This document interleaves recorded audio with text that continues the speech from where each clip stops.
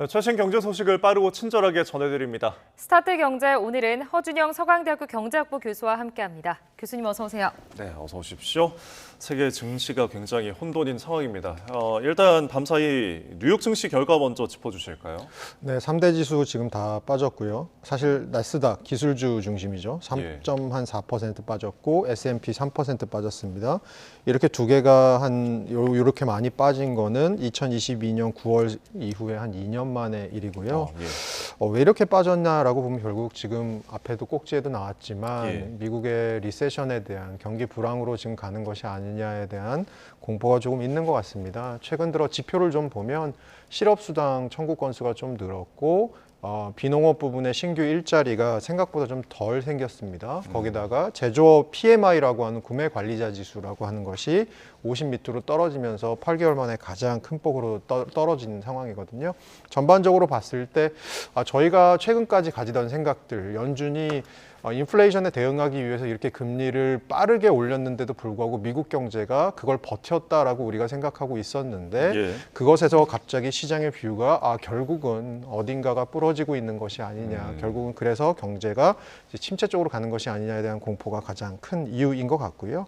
전반적으로 봤을 때 뭐 엔비디아, 애플, 저희가 M7이라고 하는 주식들 굉장히 많이 빠지고 있습니다. 네. 자, 유럽 증시도 좀 짚어보겠습니다. 교수님, 닥스, 푸치, 까크지수 뭐라 할 것 없이 일제히 하락 마감했습니다. 2%대 하락 마감했는데 역시나 미국발 침체 우려에 좀 영향으로 봐야 될까요? 네, 아무래도 그런 영향이 큰 것 같고요.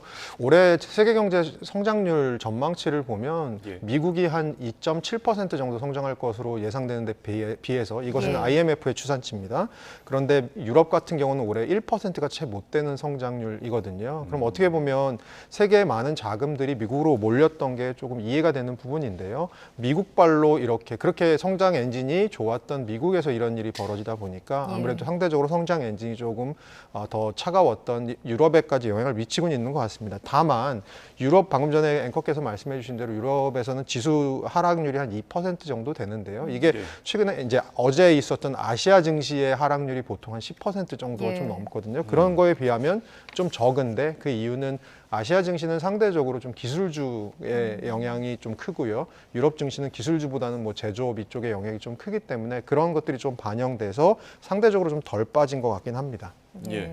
지금 시장에서는 본격적인 침체가 오기 전에 빠르게 연준이 금리를 인하해야 된다라는 목소리가 굉장히 높은데 9월에 일단 FOMC 예정되어 있잖아요. 그러면 긴급 금리 인하를 할 수가 있는 그 전망이나 가능성도 있는 건가요? 저희가 가장 최근에 긴급 금리 인하를 했던 때로 좀 돌아가 보면요. 코로나가 있었던 2020년에 1월에 코로나 첫 확진자가 중국에서 나오고 3월 초에 미국에서 일요일 날 FOMC가 열리지 않는 일요일인데 그때 연준 의원들끼리 서로 전화 통화를 하고 회의를 해갖고 100bp를 내린 적이 있습니다. 1%를 하루아침에 내린 적이 있는데 그건 왜 그랬냐. 코로나 상황이 심상치 않고 다음날 그대로 시장이 열리게 되면 아마 시장이 굉장한 타격을 받아서 굉장한 급락으로 갈 것 같다. 그래서 그걸 방지하기 위해서 연준에서 100bp를 내린 적이 한 번 있거든요. 자, 그때를 생각해 보면 그때는 코로나라는 외부의 눈에 보이는 충격이 있었습니다. 근데 지금은 어떤 상황이냐 하면 시장의 이해는, 시장의 지금 생각은 이거 침체로 가는 거 아니야? 지표들이 좀씩 안 좋아지는 방향으로 나오는데 라고 하고 있고 연준의 생각은 제가 생각하기엔 이거 지표 한 번 나왔을 뿐이고 아직 그렇게 우리가 섣불리 판단할 게 아닌데 라고 생각하고 있을 것 같습니다. 그럼 이 상황에서 사실 연준이 금리를 비상 어떤 FOMC를 열어서 내린다. 이것은 조금 생각하기 힘든 시나리오가 아닌가라고 저는 보고 있습니다. 자, 검은 월요일 우리 증시 상황도 좀 짚어보겠습니다. 교수님, 어제 그야말로 좀 공포였어요. 235조 원이 증발했는데 너무 그 액수가 커서 사실 가늠도 잘 안 되거든요. 말씀하셨듯이 코로나 이후에 지금 4년 5개월 만인데 코로나 때는 이벤트가 있었지만 이번에는 계속 우려되는 상황 때문에 이런 일이 벌어지고 있는 것 같은데 어떻게 좀 보셨습니까? 저는 이제 어제 증권계통에 계신 분들이랑 점심을 우연히 먹게 됐는데 밥을 먹으면서 별 얘기를 못했습니다. 제가 사실 그분들을 위로할 수도 없고 어떤 그런 상황이었는데 어제 사실 빠진 게 코스피가 8%가 넘게 빠지고 사이드카 서킷 브레이크 다 지금 발동이 된 상황이었는데 제 생각에는 결국은 이게 어떻게 볼까요? 앞으로 사실 시장이 어느 정도 이것에 대해서 더 가중치를 두고 안 좋은 생각 쪽으로 가게 되느냐에 저는 굉장히 달려 있을 것 같은데요. 네. 저는 개인적으로는 아직 미국이 침체에 들어갔다고 보기에는 지표들이 너무 괜찮은 지표들이 나오고 있는 것 같아서 예. 침체는 아니라고는 보고 있습니다만 저희가 경제학에서 흔히 얘기하듯이 자기 실현적 기대라는 게 있거든요. 저희가 내일 시험 볼 것 같은데 시험을 보는데 시험을 못 볼 것 같아 라고 예. 생각하면 공부를 안 하죠. 그럼 실제로 시험을 못 보게 되죠. 그러니까 자기가 가졌던 기대가 자기의 결과를 만들어내는 거죠. 지금 시장에서 보고 있는 건 어떻게 보면 자기 실현적 기대의 안 좋은 버전인 것 같습니다. 왠지 이게 보니까 불황으로 갈 것 같아. 그럼 안 좋아질 거야. 안 좋아질 거라고 생각하고 패닉 세일이 벌어지면 또 옆에서도 팔게 돼서 또 더 빠지게 되는 이런 일이 벌어질 것 같은데요. 제가 보기엔 이것이 어느 정도까지의 다이나믹스를 만들고 끝나느냐. 좀 빨리 끝났으면 좋겠는 바람은 좀 있는데 좀 실체 없는 부분도 저는 그런 의미에서 좀 있다고 봅니다. 네, 그러다 보니 금융당국도 좀 어워시키는 진정세가 섞인 발언들을 하는 것 같습니다. 지금 결국에는 우리나라에서 더 확장이 돼서 아시아 증시 전체 자체도 지금 불안했거든요. 일본 같은 경우에도 우리랑 똑같이 서킷 브레이커가 발동되기도 했는데 아시아 증시까지 이렇게 영향을 미친 원인은 어디에 있을까요? 아무래도 제가 아까 말씀드린 대로 아시아 주식 중에 우리나라 같은 경우도 사실 반도체 회사 주식이 전체 시총의 20%를 차지하고 있고요. 예. 뭐 일본 같은 경우는 우리나라에 비해서 제조업 비중이 좀 높기는 할 것 같습니다만 그럼에도 불구하고 최근 들어서는 어쨌든 간에 각광을 받았던 일본의 반도체 회사들이 거기 많이 들어가 있고요. 또 특히 일본과 같은 경우는 미국에다가 내납하는 제조업 기업들이 굉장히 많고요. 그런 측면에서는 사실 일본 증시나 우리나라 증시가 가질 수밖에 없는 치명적인 단점.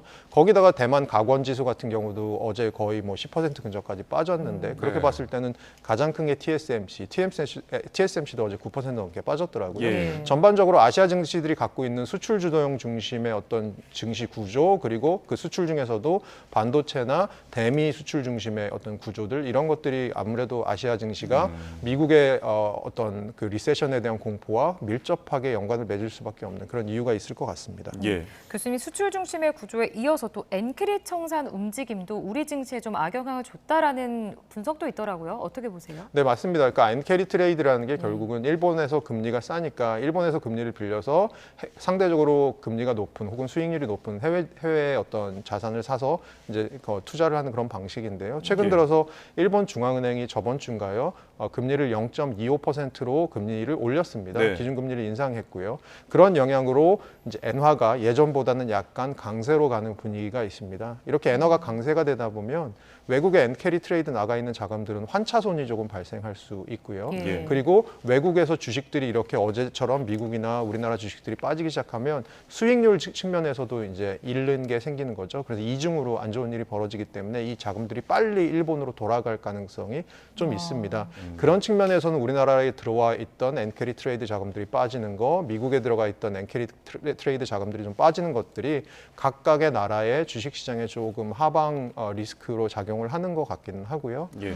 여기다가 뭐 하나 정도 더 첨언을 하자면 최근 들어서 중동발 리스크는 저희는 거의 최근 들어서는 상수처럼 갖고는 살고 있었지만 네. 최근 들어서 뭐 하마스 지도자가 암살당하고 거기에 대해서 이란이 보복 공격을 하고 이스라엘이 다시 보복 공격을 지금 예상하고 있고 뭐 이런 예. 중동의 긴장이 좀 올라가는 부분 전반적으로 3대 악재가 지금 시장을 좀 짓누르는 부분 있는 것 같습니다. 예. 사실 뭐 전쟁이 일어날 때마다 저희가 상수처럼 안고 가긴 했었지만 또 다시 한번 이제 언론에 많이 노출이 되면서 불안감을 더 갖고 있는 것 같습니다.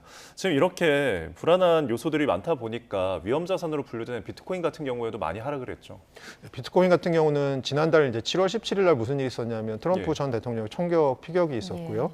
당선 확률이 확 올라가면서 친가상자산 대통령으로 생각되어지는 트럼프 후보에 대한 지지도가 올라가고 당선 확률이 올라가면서 그 당시부터 비트코인이 거의 굉장히 빠르게 올라서 예. 지난달 29일에는 거의 7만 달러까지 올라갔다가 이게 또 그 후에 6일간 한 15% 정도 지금 빠졌습니다. 그래서 예. 지금 뭐 5만 달러대 후반에 가 있는 상황이고요. 아무래도 전반적으로 보았을 때 이 리세션이 들어가는 것이 되면 전반적으로 시장의 불확실성이 굉장히 높아지면서 이런 것들도 결국은 그 가상자산에 대해서도 조금 하방 리스크로 작용할 것 같고요. 예. 이런 거는 사실은 그래서 어떻게 보면 주식 시장이나 가상자산 시장이나 전반적으로 단기적인 악재가 될 수밖에 없을 것 같습니다. 예. 지금 뭐 주식과 가상자산 그리고 세계 증시들이 다 일제히 하락하고 있는 상황인데 중요한 건 이 폭락 사태의 끝이 도대체 어디일까 부분이거든요. 물론 지금 뭐 예상하기는 좀 조심스럽지만 뭐 이번 패닉 장세가 바닥이 아니다라는 분석도 나오더라고요. 어떻게 보세요? 그러니까 미국을 중심으로 좀 보면 최근 들어서 어떤 이슈가 또 있었냐면 네. AI발 혁명에 대해서 굉장히 장밋빛 미래를 갖고 있었는데 최근 들어서는 비용 문제가 조금씩 나오고 있었습니다. 네. 아니 돈을 버는 회사는 많지 않은데 AI로 비용은 계속해서 투자 비용은 들어가고 있으니까 이게 과연 가성비가 맞는 것이냐에 대한 이 우려가 최근에 저희 그 기업 실적 발표하면서 있었거든요. 물론 네. 기업들의 실적 미국 기준으로 봤을 때는 한 80%의 기업은 시장의 기대 이상의 실적을 내서 괜찮았었습니다. 그럼에도 불구하고 최근에 시장의 눈높이가 워낙 높아져 있다 보니까 이렇게 조그만 악재에도 굉장히 반응을 아주 민감하게 할 수밖에 없는 그런 상황인 것 같거든요. 예. 예. 제가 보기에는 아까도 말씀드렸지만 미국의 리세션으로 들어가고 있다라는 지표들은 그렇게 크게 제가 보기엔 잡히는 건 없는 것 같아요. 그런 측면에서는 향후에 데이터들이 좀 더 미국 경기에 대한 데이터들이 좀 더 쌓이면서 그렇게 미국 경기가 아주 고꾸라지고 있는 상황은 아니다라고 하는 지표들이 좀 나와서 시장을 달래면서 결국은 이것들이 조금 다시 마무리되는 일이 벌어질 것 같은데 그럼에도 불구하고 시장에서는 사실 하루하루가 너무나도 긴 시간이기 때문에 그러기까지는 시장에서 잃는 것도 꽤 많을 것으로 저는 보입니다. 네.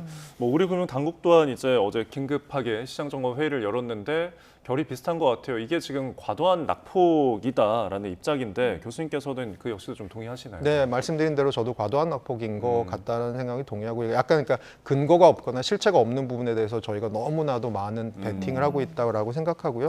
그런 측면에서 금융당국에서도 뭐 두 가지 정도를 하겠죠. 하나는 예. 시장에 대해서 안심하라라고 하는 여러 가지 사인을 줄 거고요. 또 하나는 그 와중에서도 뭐 불공정 행위 같은 것들이 시장에서 벌어질 수 있는 것들을 네. 뭐 한국거래소에서는 또 철저하게 모니터링하는 그런 방식으로 갈 것 같습니다. 예. 교수님 저희가 뭐 사전에 좀 보도해드렸지만 오늘 오전에 최상무 경제부총리 주재로 F4 회의가 열릴 예정입니다. 좀 어떤 대응 방안들이 오고 갈 거라고 보세요? 제가 보기에는 뭐 대응 방안이라고 하는 게 이게 네. 우리나라 안에서 발생한 문제에 대해서 지금 뭔가를 대응해야 되는 게 아니고 미국발로 시작된 문제에 대해서 우리는 어떻게 보면 약간 그것을 지금 수입하고 있는 그런 문제점을 수입하고 있는 상황이잖아요. 그런 측면에서는 시장을 달래는데 주안점이 좀 가지 않을까.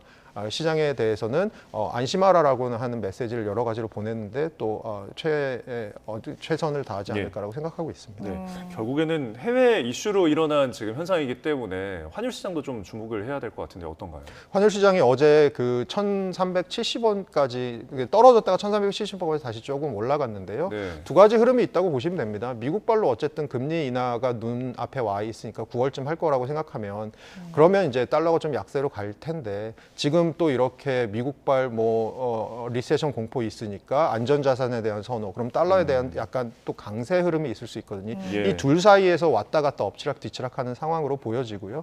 환율이 최근 들어서 뭐 1,300원대 후반대에 있다가 1,300 한 70원 밑으로 내려왔다가 어제는 약간 마지막에 밀어 올려져서 70원 정도에서 끝난 것 같습니다. 예. 교수님 아까 잠깐도 좀 짚어주셨는데 뭐 환율 이야기가 나왔으니까 그 유가 하락에 대해서는 좀 어떻게 보세요? 그 중동 전쟁에 지금 리스크가 계속 있는 상황이잖아요. 이게 그러니까 두 가지 흐름이 반대된 힘이 또 있다고 거기도 생각하시면 되고요. 하나는 중동 전쟁 리스크가 올라가면 유가는 당연히 공급 측의 이슈가 있으니까 공급 부족의 이슈가 있으니까 당연히 올라갈 수 있고요. 네. 다만 미국이 리세션으로 들어가냐에 대한 이슈에 대해서는 사실 미국이 전 세계 GDP의 4분의 1이거든요. 그럼 미국이 리세션에 들어가면 아무래도 석유를 좀 덜 쓰게 될 가능성이 있으니까 석유 수요가 감소할 겁니다. 그런 측면에서는 석유가 좀 가격의 하방 압력이 있을 수 있거든요. 이 상방 압력과 하방 압력 사이에서 지금 엎치락 뒤치락하는 상황. 최근 들어서는 그래도 유가가 그렇게 생각보다는 중동 정세 불안에 비해서는 많이 튀지 않고 있는 상황 이면에는 또 미국발 경기 침체에 대한 공포가 조금 자리 잡고 있지 않나라고 싶습니다. 네. 네. 어제 굉장히 패닉을 경험한 투자자들이 많을 것 같은데 너무나 확증 편향적인 정보 수집은 좀 피하시는 게 좋을 것 같다는 생각이 듭니다. 자, 오늘은 이야기 여기까지 나눠봤습니다. 지금까지 허준영 서강대학교 경제학부 교수와 함께했습니다. 고맙습니다. 고맙습니다.